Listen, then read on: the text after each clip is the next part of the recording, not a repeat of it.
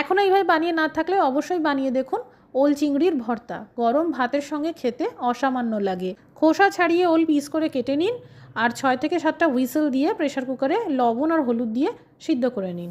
Frying প্যানে সরষের তেল গরম করে নিয়ে ফোড়নে দিন কালো জিরে আর শুকনো লঙ্কা।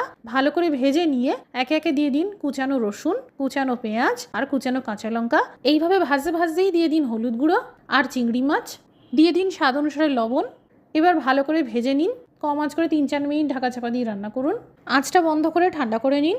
এদিকে সিদ্ধ ওল ম্যাশার দিয়ে ম্যাশ করে নিন। চিংড়ি মাছের এই মিশ্রণ মিক্সার জারে 1/4 কাপ মতন জল দিয়ে পেস্ট করে নিন। হাতে সময় থাকলে আর সম্ভব হলে মিক্সার জার ইউজ না করে শিলপাটায়ও বেটে নিতে পারেন। এবার ম্যাশ করা ওলের সাথে দিয়ে আর কুচানো ধনেপাতা দিয়ে ভালো করে মেখে নিন। সবশেষে ভাজা চিংড়ি মাছ, কুচানো ধনেপাতা আর সামান্য সর্ষের তেল ছড়িয়ে পরিবেশন করুন। তৈরি হয়ে গেল ওল চিংড়ির ভর্তা।